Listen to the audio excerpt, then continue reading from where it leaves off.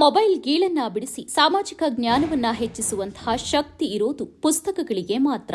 ಹಲವಾರು ಪುಸ್ತಕಗಳನ್ನು ಹಾಗೂ ದಿನಪತ್ರಿಕೆಗಳನ್ನು ಸಾಮೂಹಿಕವಾಗಿ ಓದುವಂತಹ ವಾತಾವರಣ ಕಲ್ಪಿಸುವ ನಿಟ್ಟಿನಲ್ಲಿ ಗ್ರಂಥಾಲಯ ಕಟ್ಟಡ ಉದ್ಘಾಟನೆಯಾಗ್ತಾ ಇರುವುದು ಅತ್ಯಂತ ಖುಷಿಯ ವಿಚಾರ ಎಂದು ಶಾಸಕ ಎಚ್.ಕೆ. ಸುರೇಶ್ ಹೇಳಿದರು.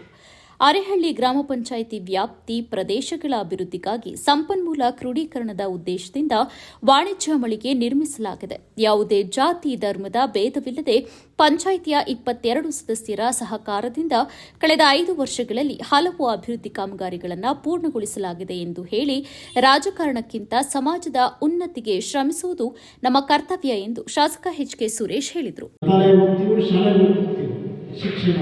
ಹೋರಾಟ ಮತ್ತು ಸಂಘಟನೆ ಇವತ್ತು ಪೂರಕವಾಗಿ ನಮ್ಮ ಅಟಲ್ ಬಿಹಾರಿ ವಾಜಪೇಯಿ ಈ ದೇಶವನ್ನು ಸಮರ್ಥವಾಗಿ ಮುನ್ನಡೆಸತಕ್ಕಂಥ ಮಹಾನ್ ನಾಯಕ ಯಾರಾಗಿದ್ದಾರೆ ಅಟಲ್ ಬಿಹಾರಿ ವಾಜಪೇಯಿ ಅಂಥ ಮಹಾನ್ ವ್ಯಕ್ತಿಯ ಹೆಸರನ್ನು ನಾಮಕರಣ ಮಾಡಿ ಇವತ್ತು ನಾವು ಗ್ರಂಥಾಲಯವನ್ನು ಮತ್ತೆ ಪಂಚಾಯತಿ ಮಟ್ಟದಲ್ಲಿ ಇವತ್ತು ವಾಣಿಜ್ಯ ಸಂಕೀರ್ಣ ಬಹುಶಃ ವಾಣಿಜ್ಯ ಸಂಕೀರ್ಣದಿಂದ ಒಂದಿಷ್ಟು ಆದಾಯವೂ ಸಹ ಪಂಚಾಯತಿಗೆ ಬರುತ್ತೆ. ಪಂಚಾಯತಿ ನಿರ್ಮಾಣಕ್ಕೆ ಬೇಕಾಗಿರ್ತಕ್ಕಂಥದ್ದು ಇದನ್ನು ಇವತ್ತೇನು 10 ಮತ್ತು 20 ಲಕ್ಷ ಹಣವನ್ನು ಸ್ವತಃ ಪಂಚಾಯತಿಗಳನ್ನು ಇಟ್ಟು ಶೇಖರಣೆಯನ್ನು ಮಾಡಿ ಇವತ್ತು ನಾವು ಲೋಕಾರ್ಪಣೆಯನ್ನು ಮಾಡಲಿಕ್ಕೆ ಅವಕಾಶವನ್ನು ಮಾಡಿರ್ತಕ್ಕಂಥ ಪ್ರಥಮವಾಗಿ ನಾನು ಯಾರಿಗೆ ಅಭಿನಂದನೆ ಸಲ್ಲಿಸಬೇಕು ಅಂದರೆ ಯಾವುದೇ ಜಾತಿ ಧರ್ಮ ಇಲ್ಲದಂಗೆ ಇಡೀ ಗ್ರಾಮ ಪಂಚಾಯತಿಯ 20 ಜನ